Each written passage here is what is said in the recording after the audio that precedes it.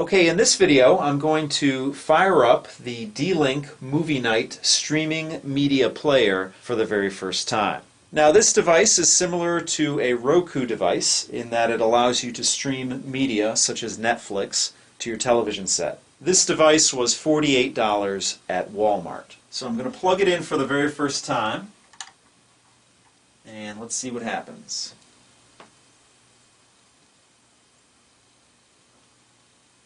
We get the D-Link splash screen here. Okay, I put an edit in there to edit out the home wireless network information that I had to enter in so that this device can actually stream media from the internet. And this is the interface on the device here. The first thing that's up front is Vudu HD Movies. Then there's Netflix, YouTube, My D-Link, Pandora, and Picasa. Let me look at My D-Link here.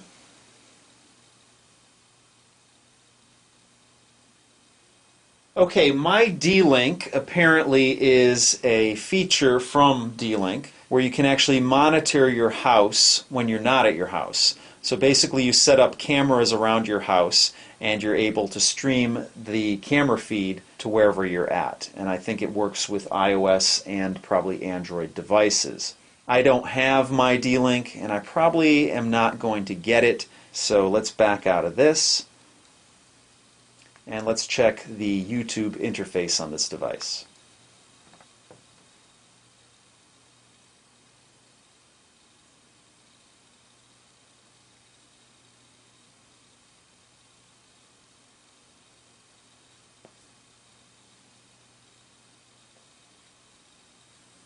Okay, this is a different YouTube interface than I've ever seen before. On the left-hand side, you have the option to discover channels.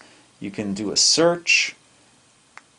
You can go to My YouTube if you want to sign into your YouTube account. And you also have a featured video selection here. So let me go to search here. And let me enter in Tech Harvest, my channel.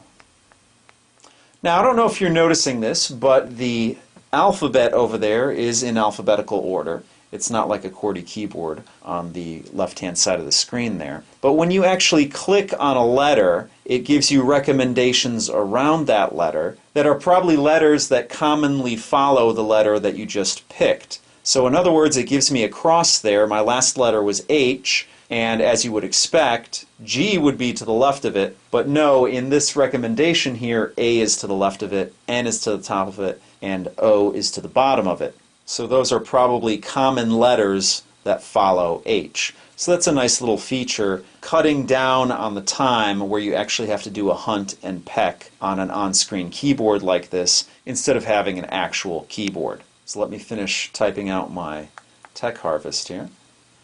Now, I wouldn't necessarily want to be doing this on a regular basis because the hunting and pecking for the letters is kind of slow, but it is nice to have the feature on the device in case you want to watch YouTube videos on it. So let me pull up one of my videos here. Appropriately, the Roku 2 versus Roku video, and let me click on that and see how it plays.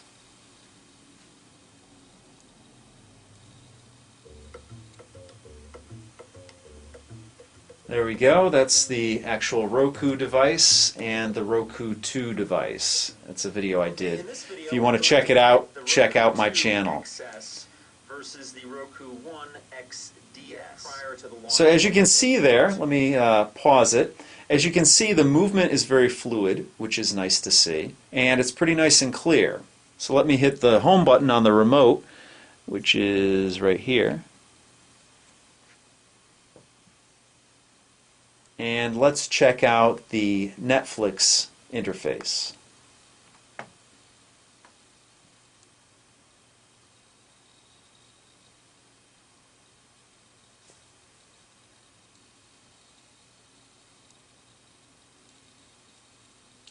Okay, it looks like it's going to be the regular Netflix interface that you might have on a Boxy Box or a Google TV or a WD TV Live device. So I won't sign in right now. I'll do that at a later time. Let me hit the home button again, and let's check out the Voodoo interface.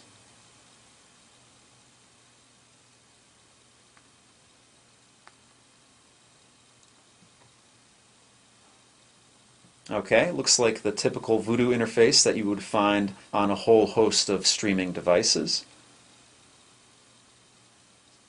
Let me go over to Browse.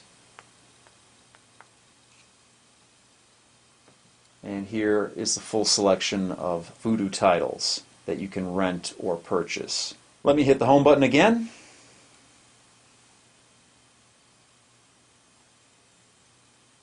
Now the next two selections here are Pandora, which I probably wouldn't use, but it's nice to know that you could have internet radio on your home entertainment system. And let's see, welcome to Pandora. To experience free personalized radio playing only the music you love, you will need to activate Pandora on this device. Please select Activate Pandora below. Let me click on that.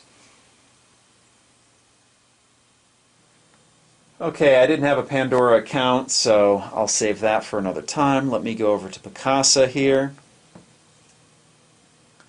And this will allow you to view photos on this device, which is pretty nice if you have a Picasa account. That way you can look at your pictures on the biggest screen in your house, your television set. So let me hit the home button here. Now one thing I really like about this device is that it actually has some dedicated buttons on the bottom. You have a Voodoo button, a Netflix button, a Pandora button, and a YouTube button. So let's hit the Netflix button, and as you can see, it will launch straight into Netflix.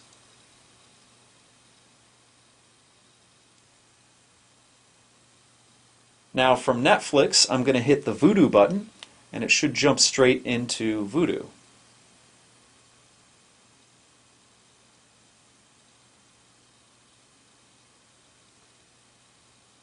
There you go. And that's a good way to avoid having to jump back to the home screen all the time.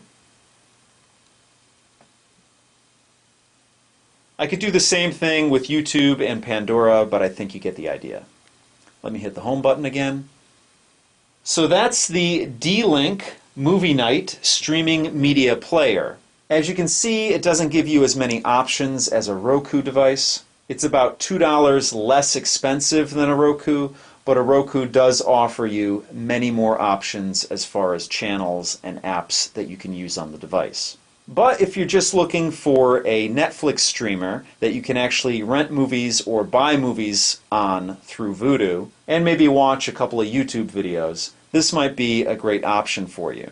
For $50, you really can't go wrong. So that pretty much does it for this video. If you have any questions or comments, please post them down below. As always, if you like what you see, please subscribe. And if you want to help out my channel, give me a thumbs up or favorite this video. So thanks for watching, and I'll see you guys next time.